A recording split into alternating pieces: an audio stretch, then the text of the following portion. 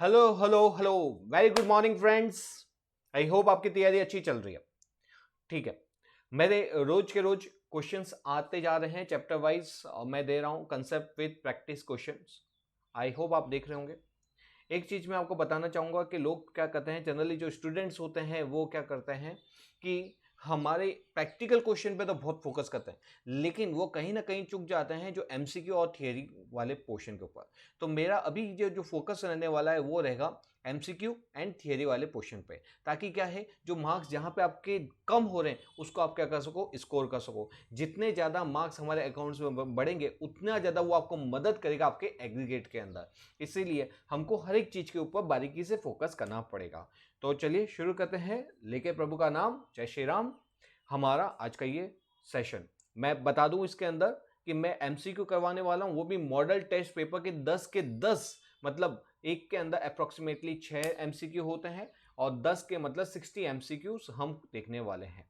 ठीक है, इतने एमसीक्यू करने के बाद मेरे को लगता है कि आपके मोर और लेस सारे एमसीक्यूज कवर हो जाएंगे। तो शुरू करते हैं हमारा आज का ये सेशन। तो देखिए, मॉडल टेस्ट पेपर नंबर 1 है। मॉडल टेस्ट पेपर नंबर 1 है।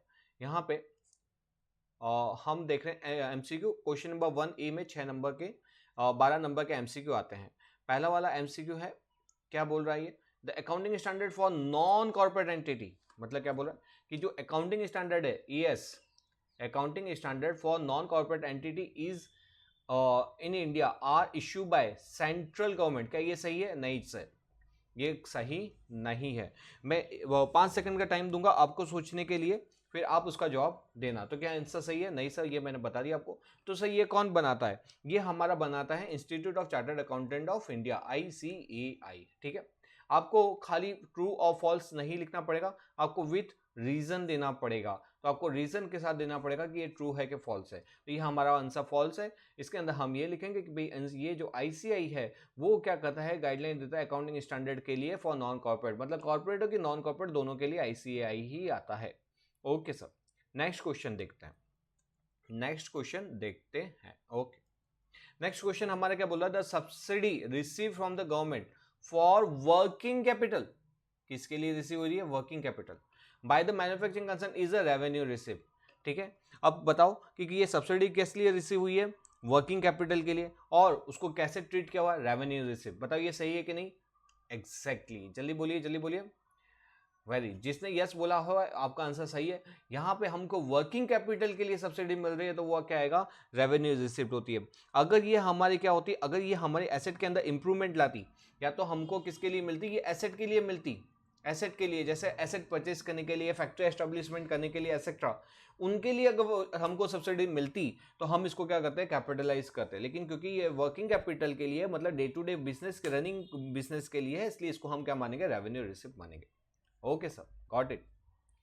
Reducing balance method of depreciation is followed to have uniform charge। क्या है कि भाई reducing balance method मतलब written down value method of depreciation, हाँ, for depreciation and repair and maintenance together।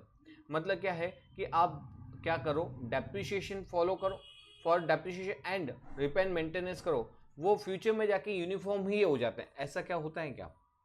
सोचिए सोचिए जल्दी। जी, सही बोला आपने, ऐसा होता है। जिस बच्चे ने यस बोला है उनका आंसर करेक्ट है। क्यों ऐसा होता है? क्या होता है, जो इनिशियल ईयर होते हैं, क्या होते हैं? इनिशियल ईयर, उस समय पे बताओ, इनिशियल ईयर पे डेप्रिसिएशन क्या होगा? इनिशियल ईयर पे डेप्रिसिएशन होता है ज़्यादा, क्योंकि वैल्यू ऑफ एसेट ज़्यादा होती है। जैसे कि 1 लाख रुपए की एसेट है, समझिए 1 लाख की एसेट है और 20% का डेप्रिसिएशन है, तो कितना डेप्रिसिएशन आएगा? 20,000 का आएगा। ठीक है, यही घटते घटते घटते सपोज कितना हो जाता है? 10,000 का रह जाता है। ठीक है, 10,000 का, तो अब इस पर डेप्रिसिएशन कितना आएगा? 2,000 आएगा। मतलब जब इनिशियल ईयर था तब वैल्यू ज़्यादा थी, तो इसकी वैल्यू क्या आती है? उसके ऊपर डेप्रिसिएशन ज़्यादा था। फिर ये घटते घटते घटते घटते कितना हो जाता है? 10,000 हो जाता है WD, तो इसके ऊपर डेप्रिसिएशन कितना आएगा? 2,000 का। सपोज ये घटते घटते 1,000 हो जाए तो इस पर डेप्रिसिएशन कितना आएगा? 200 आएगा। आई होप आपको क्लियर हो रहा है। लेकिन सर देखिए, अगर जो रिपेयर एंड मेंटेनेंस की बात करें, ये तो हमने किसकी बात की? ये हमने बात की है डेप्रिसिएशन की। डेप्रिसिएशन इनिशियल ईयर पे क्या होती है? कम होती है। सॉरी ज़्यादा होती है, और लेटर स्टेज पे इसकी वैल्यू क्या होती है, कम होती है। वहीं पे हम बात करते हैं रिपेयर एंड मेंटेनेंस की। रिपेयर एंड मेंटेनेंस के केस में क्या होता है, इनिशियल ईयर में क्योंकि हमारी एसेट होती है नहीं, इसीलिए उसके अंदर खर्चा क्या आता है, खर्चा आता है कम। लेकिन जैसे जैसे ईयर बढ़ते जाते हैं बढ़ते जाते हैं बढ़ते जाते हैं, फिर हमारा रिपेयर मेंटेनेंस क्या होता है, बढ़ने लगता है।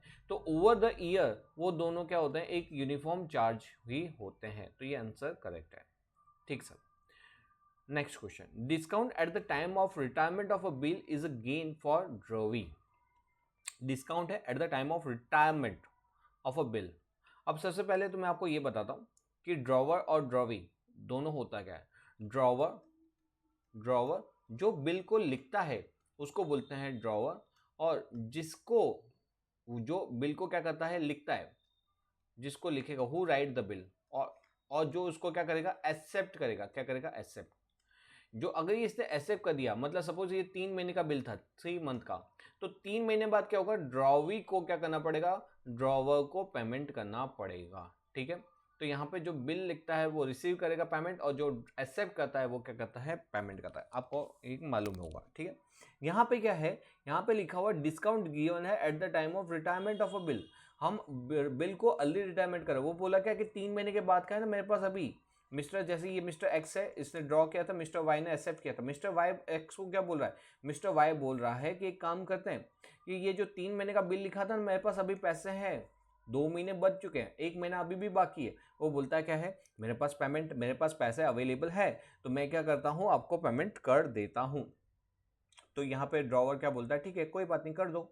तो देखिए, जब क्या हो रहा है, अर्ली पेमेंट हो रहा है, तो उसके अंदर जो डिस्काउंट मांगा जाता है कि सपोज मेरे को देखो लाख रुपए का पेमेंट करना था, उसके सामने मैं आपको कितना 95,000 रुपीज़ का पेमेंट कर रहा हूँ, कितने का, 95। तो ये 5,000 होता है, ये किसका, ये ड्रॉवी का बेनिफिट होता है, बेनिफिट होता है। आई होप आपको क्लियर है। ठीक है, तो ये इसका आंसर क्या होगा, yes it is gain to drawee, yes sir it is gain to drawee, answer is true.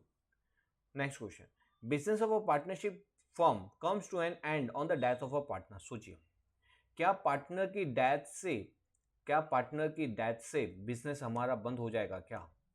Business of partnership firm comes to an end on the death of a partner. बोलिए, yes भी निकल रहा, no भी निकल रहा। चलो, तो answer है इसका फॉल्स।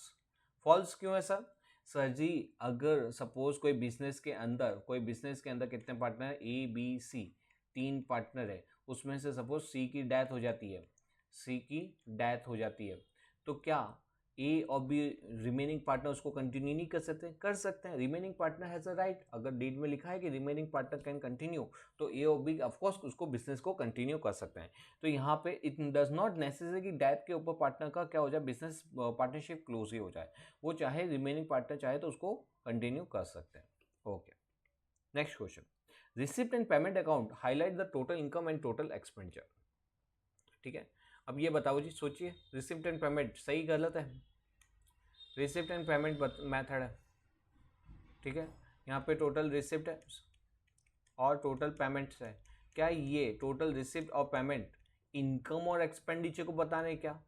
तो सबसे पहले समझिए, रिसिप्ट के अंदर दोनों प्रकार की रिसिप्ट आती है। कौन कौन सी रिसिप्ट आती है, रेवेन्यू रिसिप्ट भी आती है एंड कैपिटल रिसिप्ट भी आती है। जबकि पेमेंट के अंदर रेवेन्यू एक्सपेंडिचर भी आते हैं एंड सर कैपिटल एक्सपेंडिचर भी आते हैं। तो जब इसके अंदर रेवेन्यू रिसिप्ट भी आती है, कैपिटल रिसिप्ट भी आती है, खर्चे में भी रेवेन्यू एक्सपेंडिचर भी आते हैं, कैपिटल एक्सपेंडिचर भी आते हैं, तो वो उसको आप इनकम एक्सपेंडिचर कैसे बोल सकते हो, क्योंकि ये तो ये इनकम, ये जो होता है ना, देखो देख बेटा, ये जो रेवेन्यू रिसिप्ट होती है और रेवेन्यू एक्सपेंडिचर होता है, वही सिर्फ इनकम, टोटल इनकम और टोटल एक्सपेंडिचर का पार्ट होता है। ये जो होता है capital receipt and capital payment, या तो कैपिटल एक्सपेंडिचर, वो क्या का पार्ट होता है, वो तो बैलेंस शीट का पार्ट होता है। ठीक है, मगर because revenue receipt and payment को इससे मतलब नहीं होता कि आप रेवेन्यू नेचर का है कि कैपिटल नेचर का, उसको तो क्या है, टोटल रिसिप्ट हो तो वो रिसिप्ट में आएगा और टोटल पेमेंट हो तो क्रेडिट में आएगा। क्या हम उसको इनकम एक्सपेंडिचर बोल सकेंगे, नहीं सर। आई होप आपको क्लियर है, तो ये आंसर हमारा है फॉल्स। ठीक है, मजा आया करने के अंदर, बोलिए। देखिए, ये 6 नंबर का 6 क्वेश्चंस होते हैं, 2-2 नंबर के, इतने आसान होते हैं, आपको एक बार तो करना ही चाहिए सभी को। आप ये सोच लोगे नहीं सर आ जाएगा हो जाएगा, नहीं नहीं ऐसा नहीं होता, एक बार तो आपको देखना पड़ता है। एक बार आपने देख लिया फिर आप you can easily crack it. ठीक है, तो शुरू करते हैं हमारा नेक्स्ट जो लेक्चर है। यहाँ पे पेपर नंबर 2 है। Paper number 2 model test paper का है। पहला क्वेश्चन हम करने जा रहे हैं। Amount spent for construction of temporary hut. हमने क्या बनाया है सर? टेम्पररी हट्स बनाया है। विच where necessary for the construction of cinema. मतलब ये हमने इसको टेम्पररी हट्स, आपने कितनी बार देखा होगा कंस्ट्रक्शन के लिए वो टेम्पररी एक ढांचा क्रिएट कर देते हैं, मतलब शो के लिए लोग आते हैं बैठते हैं वहां पे। या तो क्या करते हैं कि जैसे हमारे जो वर्कर्स है वो कहाँ बार बार घर पे जाएंगे आएंगे, तो उनके लिए एक हर्ट्स तैयार कर दिया जाता है। तो यहाँ पे जो सिनेमा के लिए एक हर्ट्स तैयार किया है ताकि वो जो वर्कर वहाँ पे रह सके और जब तक सिनेमा तैयार नहीं हो जाता। तो बताइए कि जो टेम्पररी हर्ट्स के लिए जो भी खर्चा किया है, अमाउंट स्पेंड किया है, और ये क्या हो जाएगा, उसको हम डेमोलिश कर देंगे। कब? जब सिनेमा इज रेडी। तो क्या वो कैपिटल एक्सपेंडिचर माना जाएगा? वो हर्ट्स, क्योंकि सिनेमा तो ऑफ कोर्स वो तो कैपिटल एक्सपेंडिचर, लेकिन हर्ट्स तो क्या था, वो टेम्पररी हमने क्रिएट किया था, वो टेम्पररी क्रिएट किया था, तो क्या वो कैपिटल एक्सपेंडिचर माना जाता है? यस नो, सोचिए। ओके, तो जिन बच्चों ने बोला है यस सर वो कैपिटल एक्सपेंडिचर माना जाएगा, वो एकदम सही बोल रहे हैं। मतलब सर सही है, टेम्पररी है, ये इसको आपने कैपिटलाइज क्यों किया? अरे बेटा, अगर ये हर्ट्स नहीं होता तो क्या सिनेमा बनता क्या? It is necessary. देखिए, नेसेसरी वर्ड लिख दिया किसके लिए? फॉर कंस्ट्रक्शन ऑफ वर्ड, मतलब for construction of cinema, cinema के लिए ये हर्ट्स का कंस्ट्रक्शन नेसेसरी था। तो इस कॉस्ट को हमको क्या करना पड़ेगा? कैपिटलाइज करना पड़ेगा। अब आप बोलोगे सर कैपिटलाइज कहाँ पे ले जाके करेंगे, कैपिटलाइज कहाँ करेंगे? ऑफ कोर्स वाली बात है कि ये जो सिनेमा की जो टोटल कॉस्टिंग होगी उसके अंदर हम क्या कर देंगे, उसको कैपिटलाइज कर देंगे सिनेमा की कॉस्ट के अंदर, सिनेमा की कॉस्ट के अंदर। ओके सर, ठीक है। चल बेटा नेक्स्ट क्वेश्चन पे चलता है। Accrual concept implies accounting on cash basis. बताओ, ये तो मेरे को लगता है सभी का सही जाना चाहिए कि accrual concept implies accounting on cash basis. बताओ सही है कि नहीं? Very good to all. जिसने क्या आंसर दिया हुआ है? ट्रू आंसर दिया हुआ है। बेटा ये एक्रूअल है, तो एक्रूअल में कैश कैसे आएगा? यहाँ पे कौन सा आएगा? ये आएगा हमारा ड्यू बेसिस। कौन सा बेसिस आएगा? ड्यू। अगर ड्यू हो गया, भले कैश का पेमेंट नहीं हुआ लेकिन खर्चा ड्यू हो गया, तो हम बुक्स तो करेंगे ही करेंगे। या तो इनकम ड्यू हो गई, रिसीव्ड होना बाकी है, लेकिन हमारा कंफर्मेशन आ चुका है तो हम उसको रिसीव को भी बुक करेंगे। ओके, नेक्स्ट क्वेश्चन पे चलते हैं। रिड्यूसिंग बैलेंस मेथड और डेप्रिसिएशन, ये तो हमारा अभी हमने किया था जस्ट पिछले वाले क्वेश्चन के अंदर, तो ये हमारा रिपीट है, इसको इग्नोर करते हैं। नेक्स्ट क्वेश्चन पे आते हैं। Discount at the time of retire. अरे सर ये भी तो हमें लास्ट पेपर 1 में दिखा था, ये भी रिपीट है। ठीक है, क्वेश्चन आंसर क्या आएगा? इसका आंसर आएगा true. Bill discount is again, हाँ इसका आंसर भी आएगा true. Okay, next question. If individual life policy is taken at the name of partnership. अब ये वाले क्वेश्चन को समझना, इंडिविजुअल लाइफ पॉलिसी हमने किसके नाम पे लिए? Taken in the name of partner, but the premium is paid from the firm. Policy किसकी थी? पॉलिसी थी पार्टनर के नाम की, लेकिन प्रीमियम किसने पे किया? फर्म ने पे किया। Then the retiring partner is entitled to surrender value of his property of his policy only. The retiring partner is entitled to surrender value of his policy only. यहाँ पे क्या बोल रहा है कि जो रिटायरिंग पार्टनर है उसको कितना पैसा मिलेगा? उसको खाली उसके हिस्से की सरेंडर वैल्यू मिलेगी। बताओ, दिमाग पे जोर मारो और बताओ ये आंसर सही है कि नहीं है। तो देखिए, suppose mister A, mister B, mister C, इसका मैं आंसर देने से पहले एक लॉजिक वाला क्वेश्चन पूछता हूँ। तीनों ने क्या किया? तीनों ने पॉलिसी ली, ठीक है, 2 लाख 2 लाख 2 लाख की, लेकिन क्या किया? 2 लाख 2 लाख 2 लाख की, लेकिन प्रीमियम किसने पे किया? प्रीमियम पे किया फॉर्म ने। अब फॉर्म में पे किया और मिस्टर ए क्या हो रहा है? मिस्टर ए रिटायर हो रहा है। फॉर्म ने बोला भाई तेरी जो 2 लाख की पॉलिसी की सरेंडर वैल्यू का तू ले जाओ। वो बोला ठीक है। ए को कुछ ऐसा कुछ लगेगा दिल के अंदर? नहीं लगेगा सर। लेकिन अब कुछ और देखिए, यहाँ पे जो हमारी पॉलिसी थी ये 2 लाख 5 लाख और 10 लाख थी। प्रीमियम किसने पे किया था? फॉर्म ने किया था। फॉर्म क्या बोल रही है बेटा, तू रिटायर हो रहा है ना, तो तेरी पॉलिसी कितनी की, 2 लाख की, सरेंडर करवा, इसकी सरेंडर वैल्यू निकाल। सरेंडर मतलब आज के दिन अगर तू उसको पॉलिसी को सरेंडर कर रहा था तो को कितने वैल्यू मिलेगा, सपोज इसको सरेंडर करने पे रुपये मिलेगा 1,20,000। तो बोले 1,20,000 तेरा पकड़ और तू निकल, तो कल्टी मार ले। तो क्या ए बोलेगा ओके जो हुकुम मेरे आका, ऐसा बोलेगा क्या? अरे नहीं, वो बोलेगा क्यों भाई, ये जो बी है उसने कितनी पॉलिसी, 5 लाख की पॉलिसी ली है। सी है उसने कितनी की पॉलिसी ली है, 10 लाख की। उनका प्रीमियम भी किसने पे किया हुआ है, फॉर्म ने पे किया हुआ है। क्या उस समय मैं पार्टनर था? हाँ पार्टनर था। अगर ये फॉर्म ने पे नहीं किया होता तो वो जो प्रॉफिट, जो एक्सपेंस जो हमने किया है प्रीमियम के पेमेंट के अंदर, वो नहीं होता, वो प्रीमियम के पेमेंट के अंदर एक्सपेंस नहीं होता तो हमारा प्रॉफिट क्या होता, उतने से बढ़ जाता। अगर प्रॉफिट बढ़ता तो मेरा शेयर ऑफ कंट्रीब्यूशन भी क्या होता, इंक्रीज होता। तो ए यहां पे क्या बोलेगा, ना बेटा ना, यहां पे क्या होगा, मेरे को मेरा शेयर नहीं चाहिए, मेरे को सभी पार्टनर का सरेंडर वैल्यू निकालो, और उसके बाद जो सरेंडर वैल्यू आ रही है ऑफ ऑल पार्टी, यहां पे हीज पॉलिसी ओनली नहीं आएगा, यहां पे कौन सा आएगा, ऑल। कौन सा आएगा, ऑल की जो सरेंडर पॉलिसी है उसके अंदर जो जितना हिस्सा ए का है उतना वो डिमांड करेगा। आई होप आपको कंसेप्चुअली क्लियर हुआ है, बच्चे समझ ही नहीं पाते इसको। चलो, तो ये आंसर है, ये आंसर है हमारा फॉल्स। उसका खुद का शेयर नहीं मिलेगा, उसको सभी पार्टनर का प्रॉफिट, सभी जितनी पॉलिसी, सभी पॉलिसी की सरेंडर वैल्यू में से उसका हिस्सा मिलेगा। Okay, next question. Net income in case of a person practising vocation, ठीक है, is determined by preparing the profit and loss account. अरे सही है क्या यार, अरे आपका ना इनकम कौन से पर्सन की, जो प्रैक्टिस कर रहा है वोकेशन। अरे ये आपने पढ़ा होगा, बिजनेस मतलब जो प्रोफेशन होते हैं, वोकेशन वाले कोर्स जो बंदे होते हैं, क्या वो अपना प्रॉफिट एंड लॉस अकाउंट बनाते हैं क्या? सोचो जल्दी जल्दी, क्या वो प्रॉफिट एंड लॉस अकाउंट बनाते हैं क्या? वेरी गुड, वो प्रॉफिट एंड लॉस नहीं बनाते सर, आंसर फॉल्स। तो बताओ कौन सा अकाउंट बनाते हैं, वो बनाते हैं income and expenditure, income and expenditure account बनाते हैं। ठीक है, क्लियर है?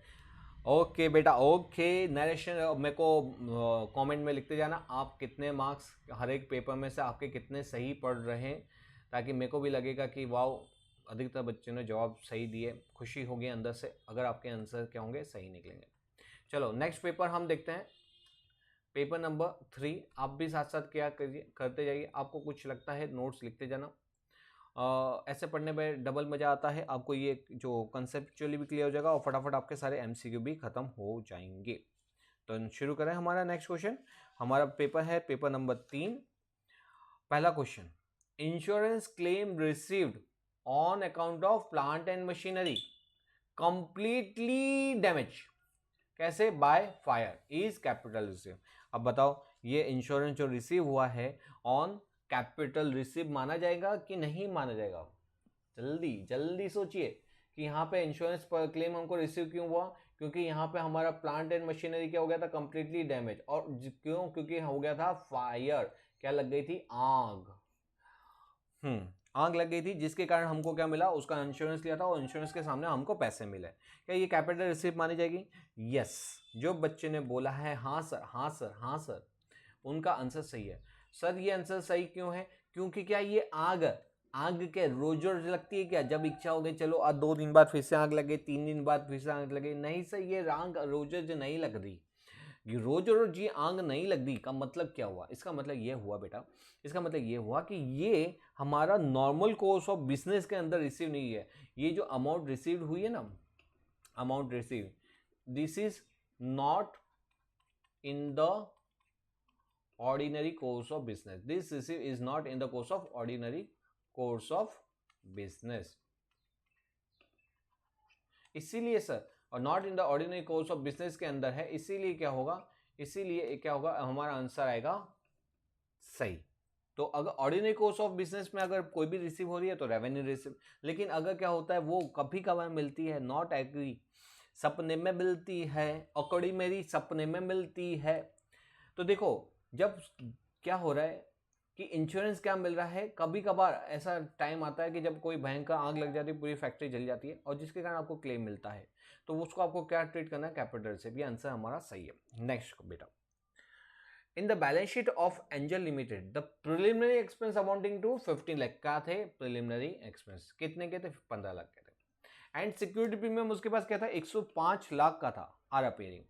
The accountant can use the balance in the security account to write off the preliminary expense। अब ये बताइए, जो अकाउंटेंट था वो सोचा भाई प्रिलिमिनरी एक्सपेंस 15 लाख का है, सिक्योरिटी प्रीमियम 105 का, एक काम करता दोनों को नौको कहते थोड़ा सा बैलेंस शीट का बोझ हल्का हो जाए रे। ऐसा कर सकता है क्या, जल्दी बोलिए, ऐसा कर सकता है क्या। तो यस सर, जिसने आंसर दिया है यस का, ट्रू है ये, ट्रू है। ट्रू क्यों है, क्योंकि सेक्शन नंबर 52 किसका है, यूटिलाइजेशन ऑफ के कैसे आप सिक्योरिटी प्रीमियम को कहां कहां पे यूटिलाइज कर सकते हैं, वहां पे बोला हुआ है सर कि वहां पे आप प्रिलिमिनरी एक्सपेंस को राइट ऑफ कर सकते हो अगेंस्ट द सिक्योरिटी प्रीमियम के सामने, सिक्योरिटी प्रीमियम के सामने। तो security premium can be use to write off preliminary expenses. Okay sir, next question, the financial statement must disclose all the relevant and reliable information in accordance with the full disclosure principles। ठीक है, क्या financial statement को full disclosure देने की जरूरत है, all the relevant reliable information क्या देने की जरूरत है। अरे यार मेरी बैलेंस शीट है, मैं क्यों बताऊं लोगों को कि उसके अंदर क्या है क्या नहीं है, मुझको मालूम है, that is more than sufficient. मैं लोगों को क्यों बताऊं कि इसके अंदर मैंने क्या बताया। क्या ऐसा वो बोल सकता है क्या, अरे बोलो रे, क्या ऐसा बोल सकता है क्या। नहीं सर, वो ऐसा नहीं बोल सकता, उसको कंपल्सरी ऑल द डिस्क्लोजर करने ही पड़ेंगे, यस यस यस करने ही पड़ेंगे। तो ये आंसर क्या है, ट्रू।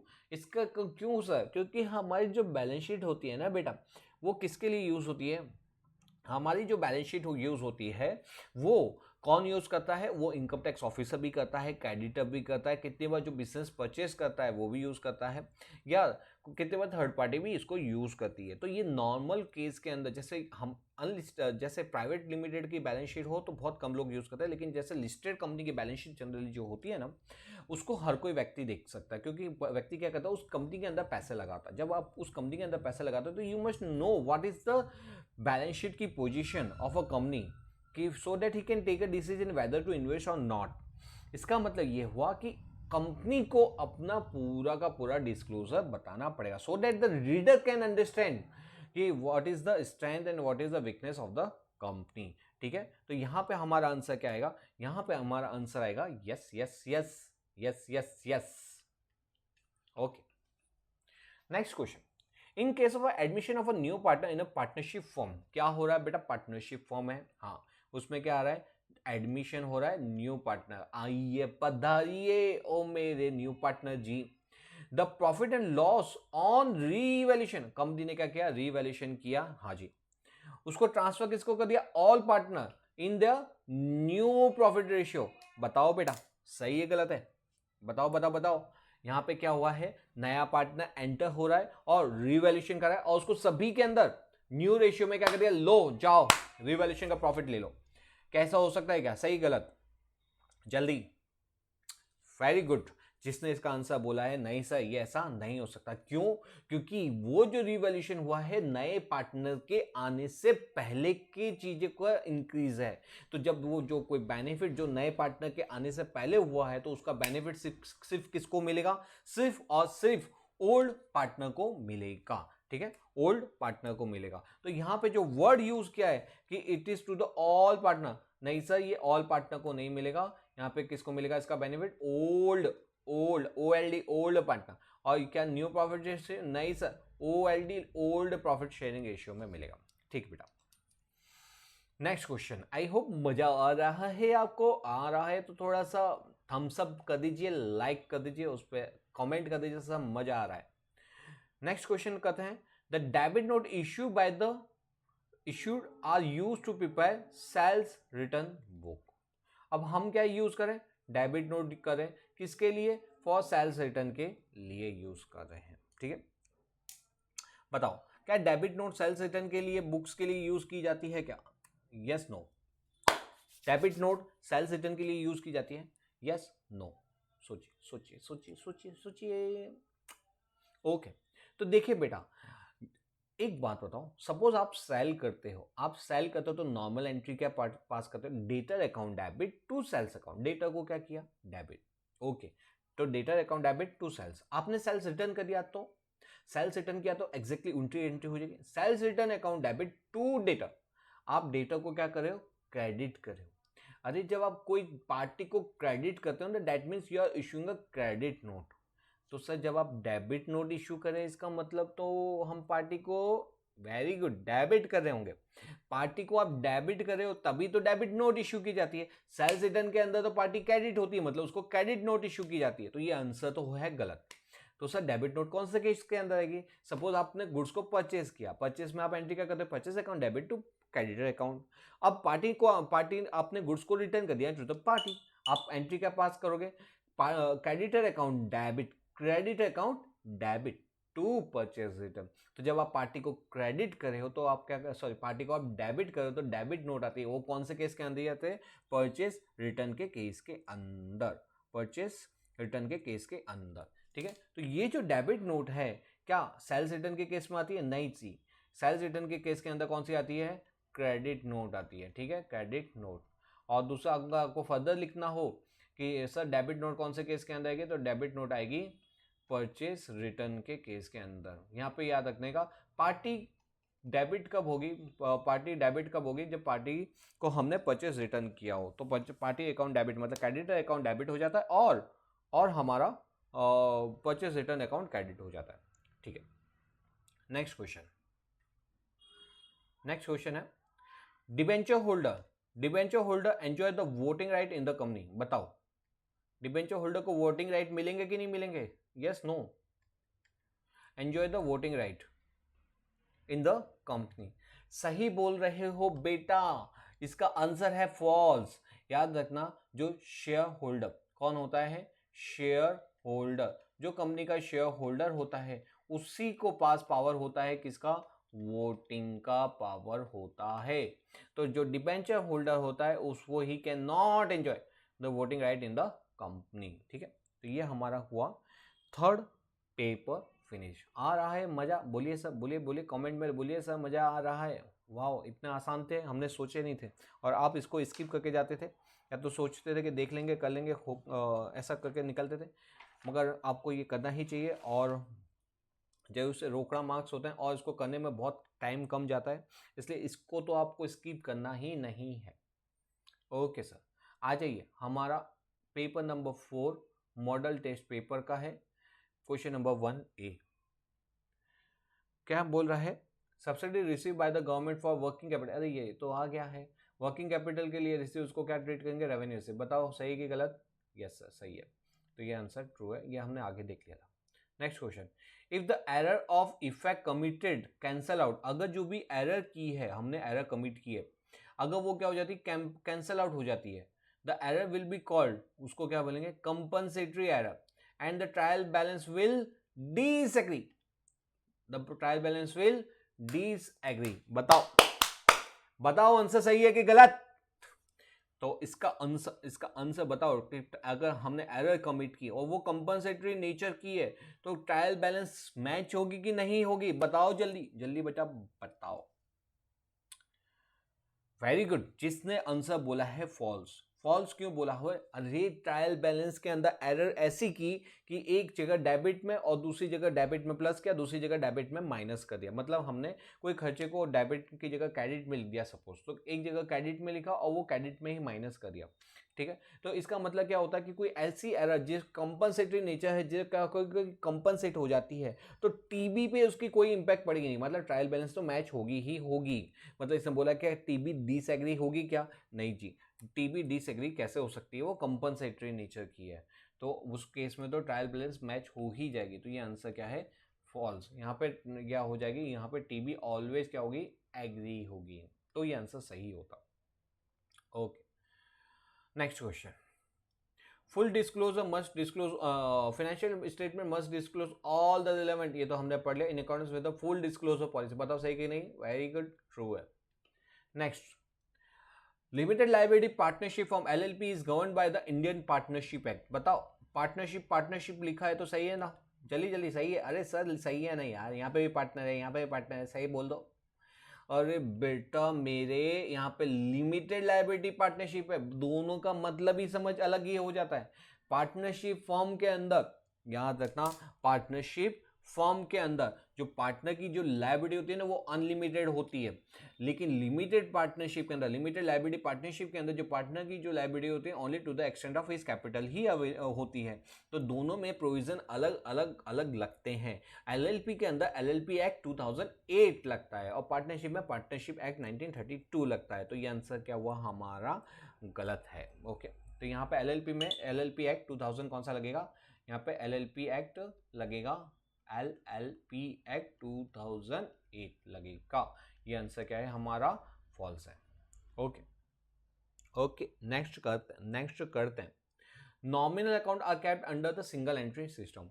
यहाँ पे क्या बोला है? Nominal account is kept under the single entry system. बताओ जी, यहाँ पे nominal account is kept under the single accounting system होता है कि नहीं होता? पहले तो ये बताओ नॉमिनल अकाउंट क्या होता है। नॉमिनल अकाउंट का मतलब होता है हमारे जो खर्चों के लेजर होते हैं, इनकम और खर्चे के लेजर, क्या वो सिंगल एंट्री के अंदर यूज किए जाते हैं क्या? नहीं जी, वो सिंगल एंट्री में यूज नहीं किए जाते। तो सिंगल एंट्री में से कौन से लेजर हम यूज करते हैं? तो जनरली आपने देखा होगा कि वहाँ पे कैश बुक होता है, बैंक बुक होता है, या तो डीआरएस होगा, या तो डेटर्स होगा, या तो क्रेडिटर्स वगैरह के लेजर अकाउंट बनाए जाते हैं। तो ये क्या नॉमिनल अकाउंट आर कैप होगा क्या? नहीं, ये आंसर है फॉल्स।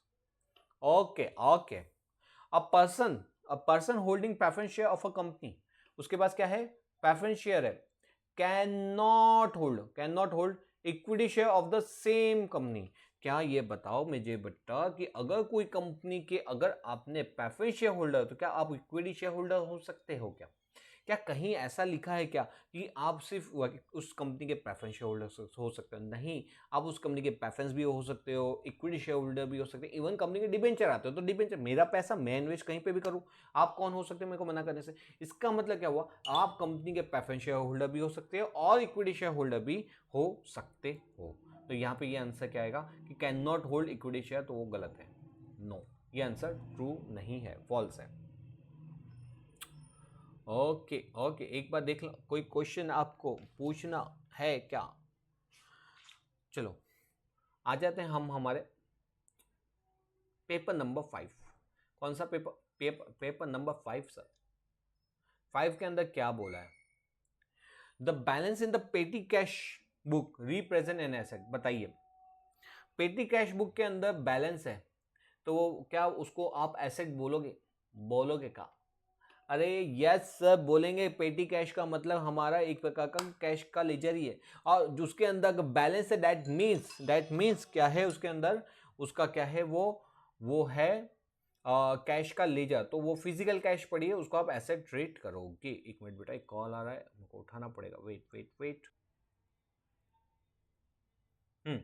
चलो हम कहाँ पे थे? हाँ, पेटी कैश के बुक्स पे था। द बैलेंस इन द पेटी cash book represent the an asset. तो ऑफकोर्स वाली बात है, वो हमारी एसेट्स होती है। जितना भी बैलेंस होता है वो फिजिकल कैश होती है, वो हमारी एसेट मानी जाती है। ठीक sir. Finish goods are normally valued at cost और market value which is higher. अरे फिनिश गुड्स का वैल्यूएशन कभी हायर होता है क्या? जल्दी बोलो। हायर वर्ड सुन के ही आपको मालूम पड़ गया होगा इसका आंसर क्या होना चाहिए। It should be lower. क्या होना चाहिए था? लोअर। तो ये आंसर है हमारा फॉल्स। इन्वेंट्री का वैल्यूएशन देखा है ना, कॉस्ट और market value which is lower, तो यहाँ पे लोअर आएगा। ओके, नेक्स्ट क्वेश्चन बोल रहा है कि subscription received for the current year, subscription कौन से साल की है? फॉर द करंट ईयर की, shall be shown in the balance sheet as an asset.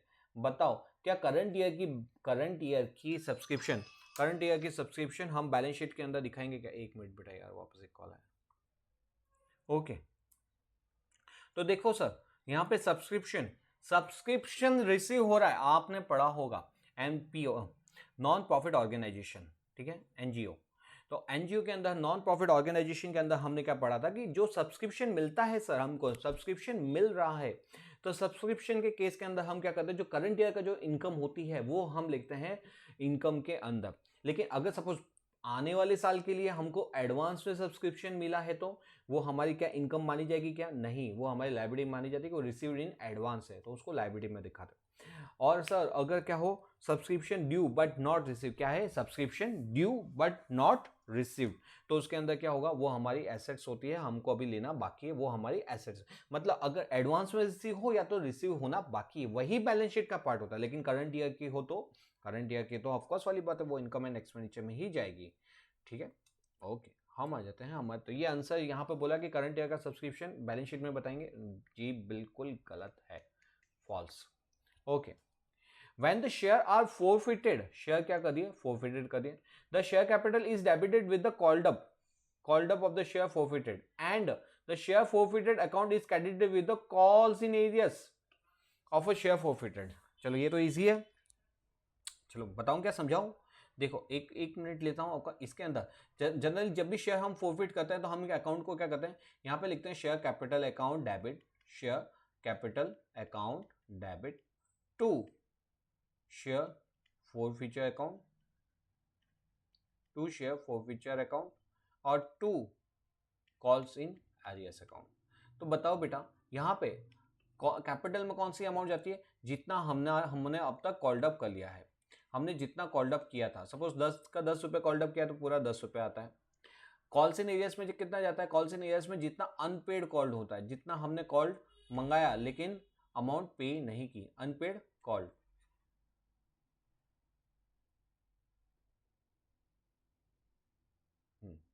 Unpaid called, वो अमाउंट यहाँ पे आती है। सपोज 10 रुपये मंगाया था, 2 रुपये पे नहीं किया, 8 रुपये पे किया है, ठीक है, तो 2 रुपये पे नहीं किया तो 2 रुपये यहाँ पे जाता है, multiply by number of share, यहाँ पे 10 रुपये multiply by number of share. और फोर फीचर में कौन सा आता है सर, जो अमाउंट उसने पे कर दी है, paid amount, paid called up, या तो कॉल्ड अप अमाउंट पेड, तो जो पेड कहते हैं, मतलब आप समझ गए, यहाँ पे 8 रुपये multiply by number of share.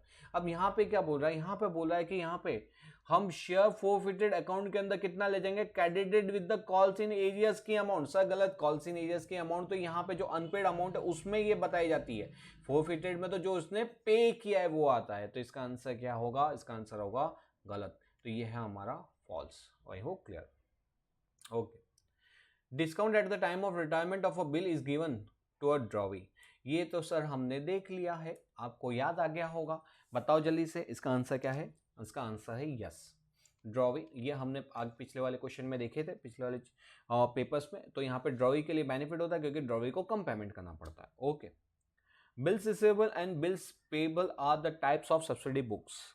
बताओ, ये तो आपका 11th का आ गया सब्सिडी बुक्स, उसके अंदर आपने देखा था कैश बुक, फिर परचेज, जो भी गुड्स से रिलेटेड ट्रांजेक्शन होते हैं, फिर आपके डेटर क्रेडिटर, या तो बिल्स रिसीवेबल, बिल्स पेबल, ये सब सब्सिडी बुक्स में आता है। तो ये आंसर क्या है, यस इट इज ट्रू।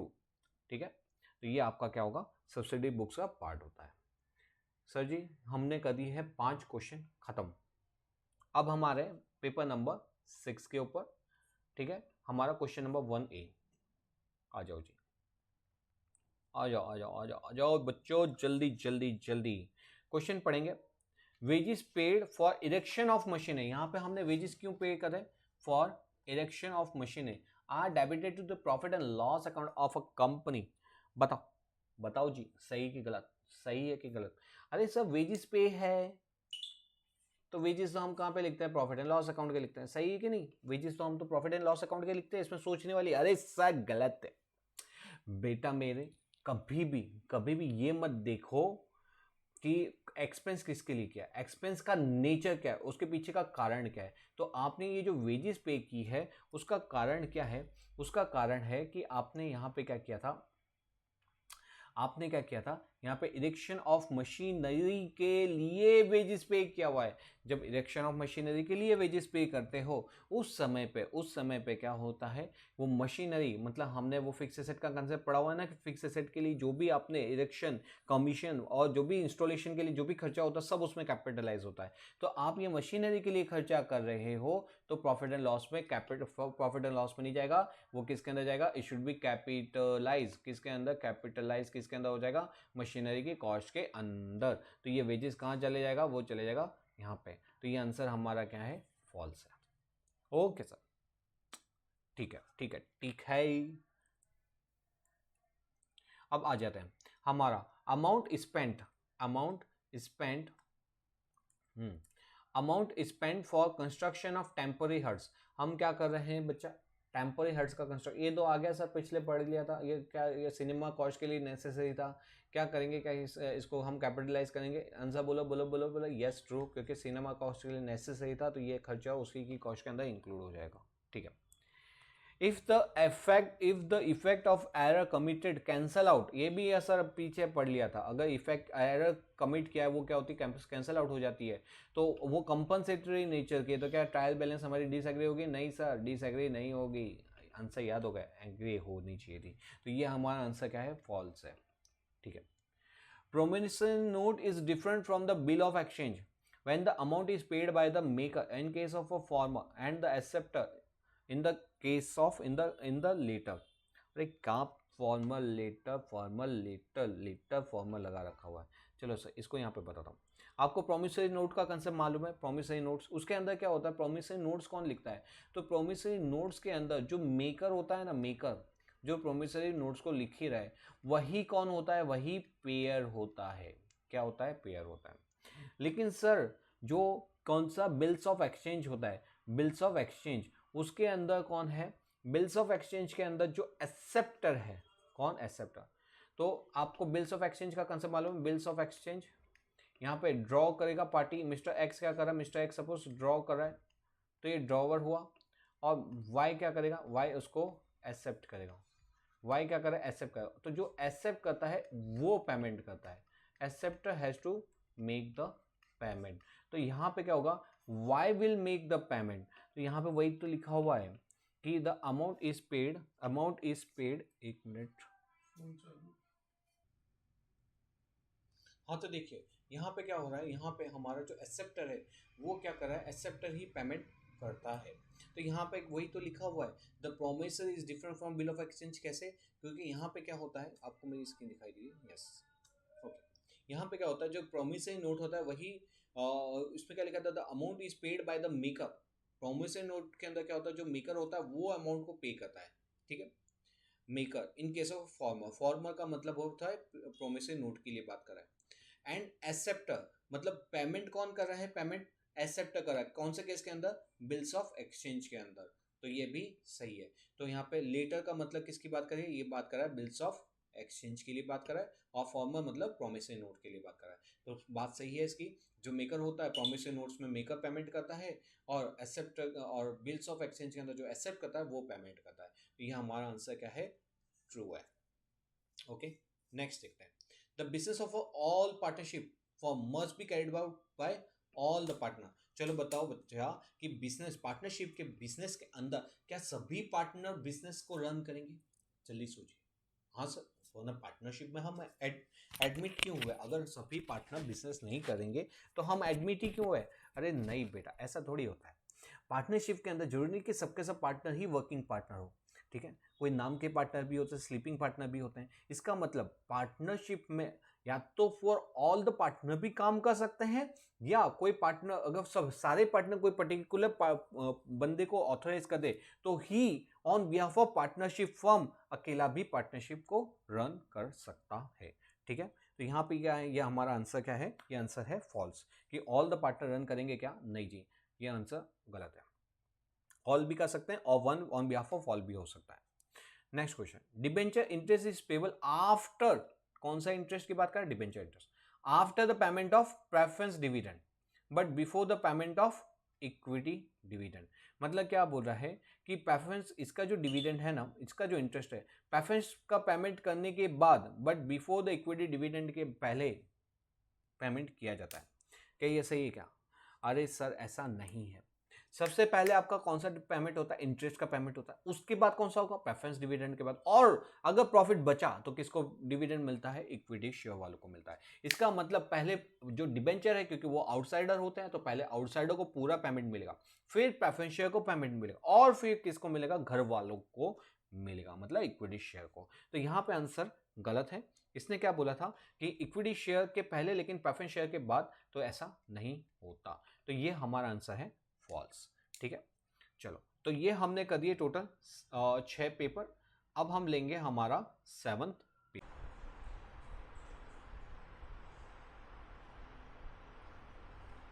तो स्टूडेंट्स हम देख रहे हैं हमारा पेपर नंबर 7, चलो शुरू करते हैं पेपर नंबर 7 के MCQ। तो क्या लिखा हुआ पहला क्वेश्चन है, a claim that the enterprise is pursuing through the legal process where the outcome is uncertain। ठीक है, एक क्लेम है, हाँ जी क्लेम है जिसका लीगल प्रोसेस में पेंडिंग है और जिसका आउटपुट अनसर्टेन है, उसको हम कंटीजेंट लायबिलिटी बोलेंगे। बोलो यस कि नो, बोलो यस कि नो। अधिकतर बच्चे क्या करते हैं, यहाँ पे लीगल प्रोसेस देखते हैं और अनसर्टेन इवेंट देखते हैं कि हाँ लीगल प्रोसेस से अनसर्टेन है, मीन्स सर कंटीजेंट लायबिलिटी एकदम परफेक्ट है।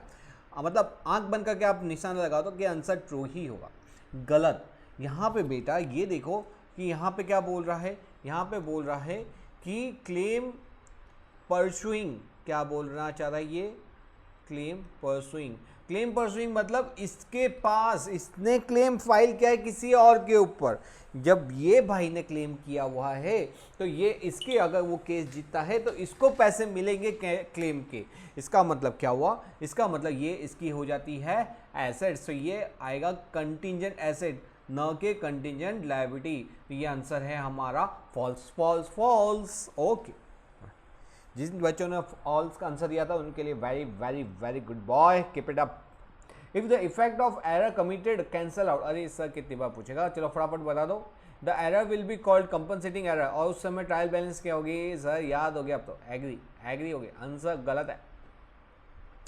स्टॉक एट द एंड और eight the end if appear, ये जो स्टॉक है ना, ये जो स्टॉक जनरली हमने स्टॉक को कहाँ देखा, जनरली हमने स्टॉक को देखा हुआ है एडजस्टमेंट में।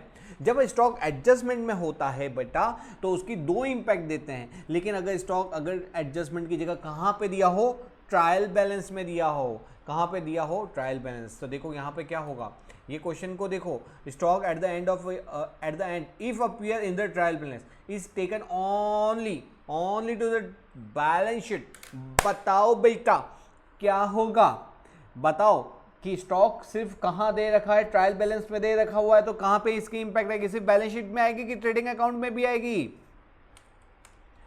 परफेक्ट। जो बच्चों ने बोला है कि सर सिर्फ ओनली है तो ओनली ही आएगा क्योंकि यहाँ पे टीबी में दे रखा है, आंसर आपका वेरी ट्रू है। अगर एडजस्टमेंट में होता है तो इसका मतलब हमको दो इंपैक्ट देनी होती है, लेकिन अगर ये बेटा अगर ये ट्रायल बैलेंस के अंदर दिया हुआ है तो सिर्फ इसकी एक ही इंपैक्ट आने वाली है जो आएगा बैलेंस शीट के अंदर। Okay, reissue of forfeited share is allotment of share but not a sale. वापस से बोल रहा है कि reissue of forfeited share is a allotment of share but not a sale. बताओ कुछ तो बताओ, कुछ आप भी पार्टिसिपेट करो कि री इशू के अंदर आपको जैसे मालूम होगा कि शेयर जनरली फोरफिट करने के बाद हम क्या करते हैं, री इशू कब किया जाता है। री इशू मतलब एक बार इशू ऑलरेडी हो चुका है लेकिन उसने कुछ कॉल नहीं पे किया होगा तो कंपनी ने उसके शेयर किए फोरफिट और उसके बाद उसको इशू कर दिया किसी और को। सर ये री इशू किया मतलब कुछ और नहीं, ये सेल ही है। प्रोडक्ट को क्या कर रहा है, दूसरी बार सेल कर रहा है। तो हमारे इस केस के अंदर क्या होगा, यहाँ पे हमारा क्या होगा, देखिए कि ये reissue is nothing but sale only, not sale गलत है। ये अलॉटमेंट तो फर्स्ट टाइम होता है जब कंपनी फर्स्ट टाइम अलॉट करती है, इसका मतलब ये आंसर है फॉल। री इशू इज इनडायरेक्टली क्या होता है, हमारा सेल ही होता है। ओके,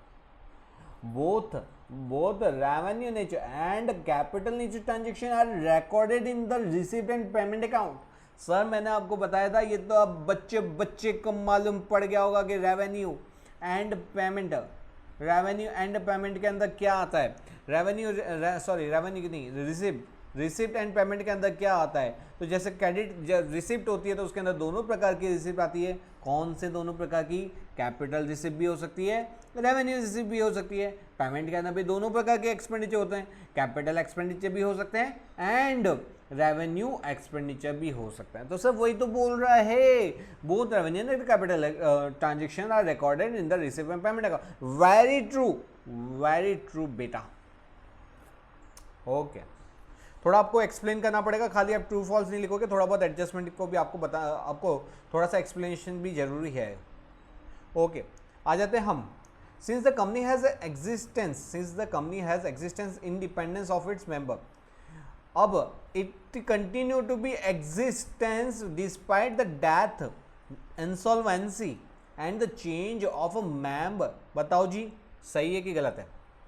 सर सही है कि गलत है कि कंपनी को उसके शेयर होल्डर से कोई लेना देना नहीं है? अगर शेयर होल्डर की डेथ हो जाए, इंसॉल्वेंसी हो जाए, चेंज ऑफ मेंबर भी हो जाए तो भी कंपनी चलती रहेगी ये जिंदगानी। बताओ सही कि गलत? तो जिस बच्चों ने सही बोला है इसका आंसर सही है। हमने कंसेप्ट पढ़ा था कौन सा? परपेचुअल ससेशन पढ़ा था ना।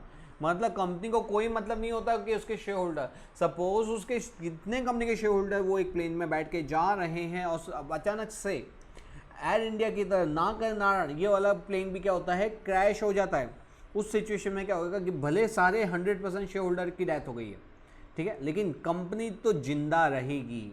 जिंदा है तो प्याला पूरा भर ले। तो यहाँ पे हमको अभी भरना नहीं है, हमको अभी मेहनत करनी है। तो यहाँ पे इसका आंसर है ट्रू। ओके, पेपर नंबर 8 पे चलते हैं। पेपर नंबर 8 में पहला question, depreciation can not be provided in case of loss in the financial year. चलो बेटा बताओ जल्दी सोचो कि डेप्रिसिएशन को प्रोवाइड करने का कि नहीं करने का। बोलो ना, जल्दी बोलो।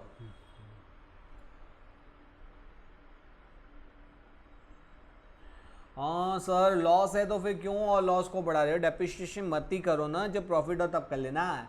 अरे क्या घर का राज है क्या तुम्हारे जो ऐसा करोगे क्या? ये आंसर है आपका गलत। ये स्टेटमेंट गलत है कि जब लॉस हो तभी उसको कैन नॉट बी प्रोवाइड, मतलब लॉस हो तो प्रोवाइड नहीं करना, ये गलत है। Depreciation is charge against the profit. Depreciation क्या होता है? चार्ज अगेंस्ट द प्रॉफिट होता है। चार्ज अगेंस्ट द प्रॉफिट का मतलब क्या होता है? चार्ज अगेंस्ट द प्रॉफिट का मतलब कि प्रॉफिट एंड लॉस के अंदर हम इसको चार्ज करेंगे ही करेंगे, भले प्रॉफिट हो कि नहीं हो। But it's not appropriation for profit, it is not appropriating profit. Appropriation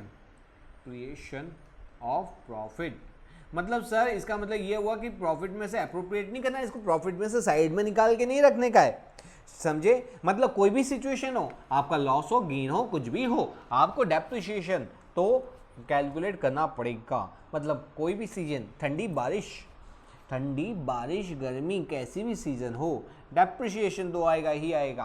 ठीक है ओके सर। तो ये आंसर क्या है बेटा? ये आंसर है हमारा गलत है, it's a false.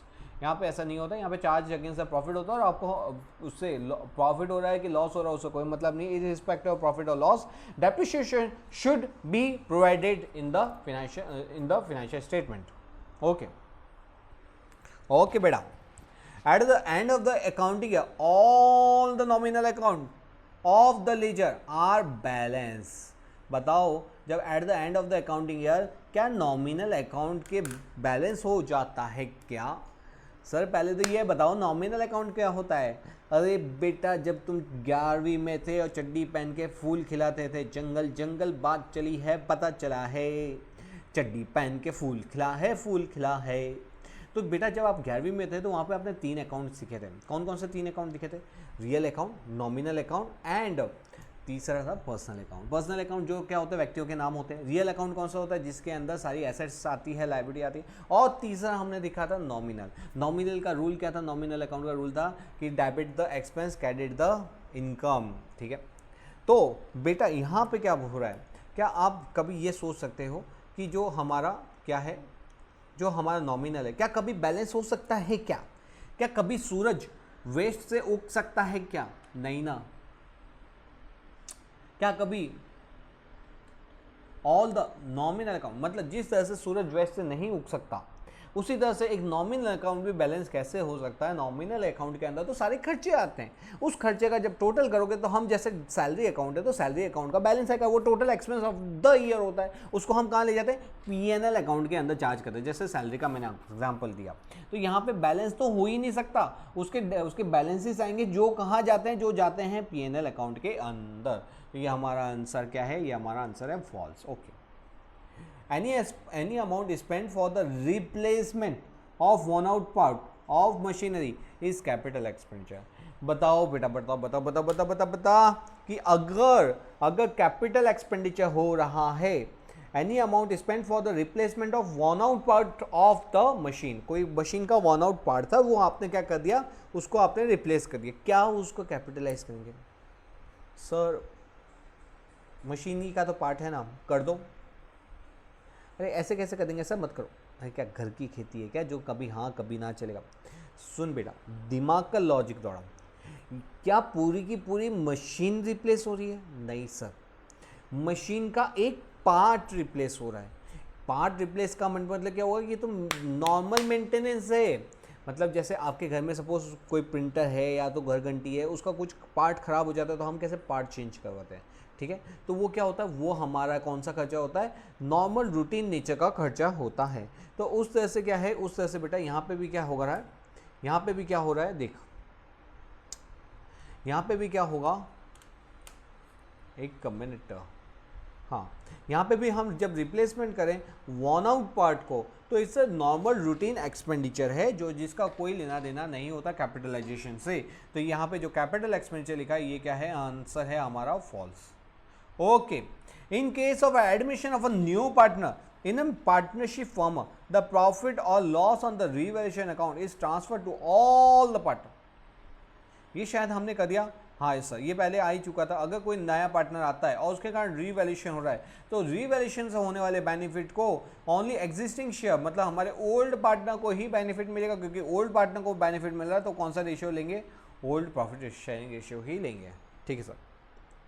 The debit note, ये तो सर आ गया है, debit note in case of sales return में आता है क्या? नहीं सर, पार्टी को पकड़ो, सेल्स रिटर्न के अंदर तो पार्टी अकाउंट बताओ क्या होता है, सेल्स रिटर्न खुद डेबिट होता है, पार्टी अकाउंट क्रेडिट होती है, तो फिर डेबिट नोट कैसे आएगा, वहां पे क्रेडिट नोट आएगा सर। मतलब डेबिट नोट कौन से प्रकार के ट्रांजेक्शन में आएगा, अब आप समझ गए।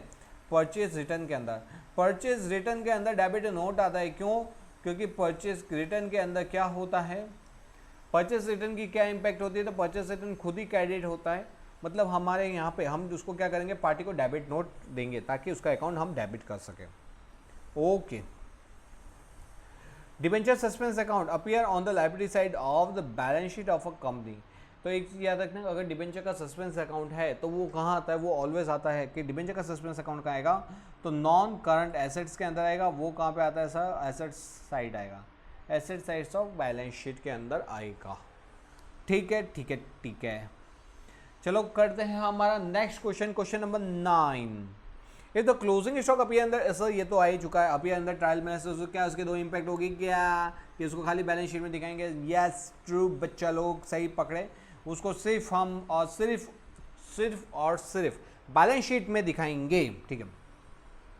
If the amount is posted on the wrong account और it is return on the wrong side of the account, तो यहाँ पे क्या लिखा है, हमने रॉन्ग अकाउंट के अंदर डाल दिया है या तो रॉन्ग साइडेड डाल दिया है।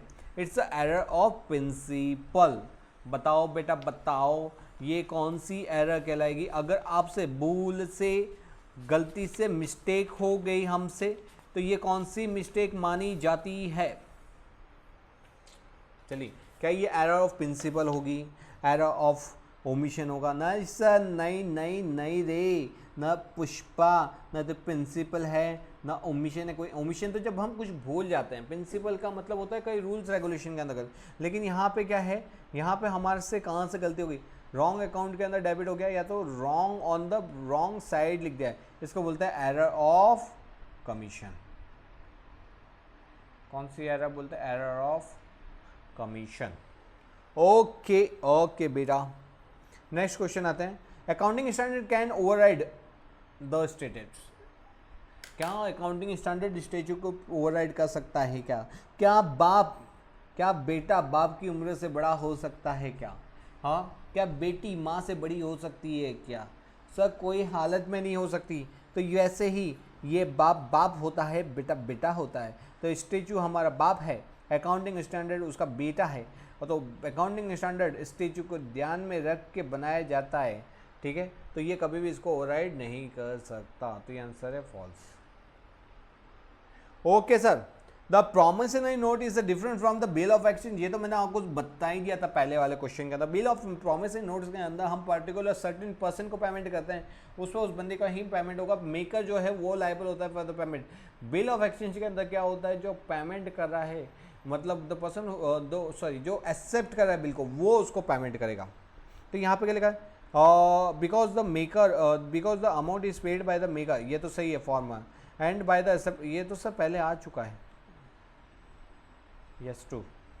All error are rectified by means of the journal entries. तो जनरल सोचने पे तो आपको क्या मिलेगा, हाँ सर सही है, कोई भी प्रकार की जो एरर होती है जो जनरल एंट्रीज के अंदर हुई है, जो एरर हुआ है हमारा पासिंग के अंदर, वो हम जनरल एंट्रीज पास करके उसको क्या कर सकते हैं, रेक्टिफाई कर सकते हैं। क्या आंसर सही है क्या? नहीं सर नहीं, ऑल एरर नहीं हो सकती। अगर कुछ एरर ऐसी है जिसके अंदर आपने क्या किया है, टोटलिंग में, सपोज टोटलिंग में भूल हुई है, तो उसके अंदर थोड़ी हमने गलत अकाउंट में लिखा हुआ है, तो ऑल एरर नहीं होगा। समझ गए क्या? ऑल एरर नहीं होगा, it's answer false. Next, revolution account is also known as a profit and loss adjustment account. Perfectly correct, perfectly correct क्यों है? क्योंकि revaluation account is nothing but a profit. Revaluation करते क्यों है? क्योंकि हम क्या करते हैं, एसेट को रीवैल्यूड करते हैं। एसेट को क्या किया जाता है, एसेट एंड लायबिलिटी को रीवैल्यूड किया, या तो उसको कम किया जाता है या तो बढ़ा दिया जाता है। तो उसका जो भी प्रॉफिट और लॉस होता है एसेट को रीवैल्यूएशन करने पे, वो सब रिवैल्यूएशन अकाउंट के अंदर आता है। इसी के साथ हमारा 9th इसका आंसर क्या है सर? यस ओके बेटा, हम आते हैं इस पड़ाव के आखिरी चरण में, जो है paper number 10 sir. Wow sir, देखते ही देखते देखते देखते ये क्या हो गया। तो हम आ गए पेपर नंबर 10 के अंदर। पहला वाला क्वेश्चन है, the rule of nominal account state that all the expense and losses are recorded. अरे सर, ये तो हमको रट्टा तोता है, इसके अंदर किसी ने गलत किया ना बेटा, सच्ची भगवान माफ नहीं करेगा आपको कि आप कॉमर्स के स्टूडेंट हो। तो यहाँ पे जितने भी प्रकार के एक्सपेंसेस होते हैं वो क्या करते हैं, डेबिट साइड आता है। ओके, फिर next question, the overall expense of a second hand machinery purchase are revenue expenditure. Overall मतलब क्या होता है कि अगर कोई बंदा क्या है, अगर कोई बंदा है, ओवरऑल एक्सपेंस क्या है, सॉरी ओवरऑल एक्सपेंस क्या है कि कोई मशीनरी है, कोई मशीनरी है वो आप इंस्टॉल कर रहे हो, उससे कोई फर्क नहीं पड़ता कि वो मशीनरी नई है कि पुरानी है, ठीक है। अगर आप उसका ओवरऑल मतलब इरेक्शन करें, कमीशन करें, उसके सेटअप करें ताकि वो नॉर्मल कंडीशन में रन हो सके, तो उसके लिए जो भी खर्चा होता है वो कैपिटलाइज होता है। तो यहाँ पे रेवेन्यू एक्सपेंडिचर माना जाएगा क्या? नहीं, वो कौन सा खर्चा माना जाएगा? Capital expenditure. तो आंसर क्या है? फॉल्स है।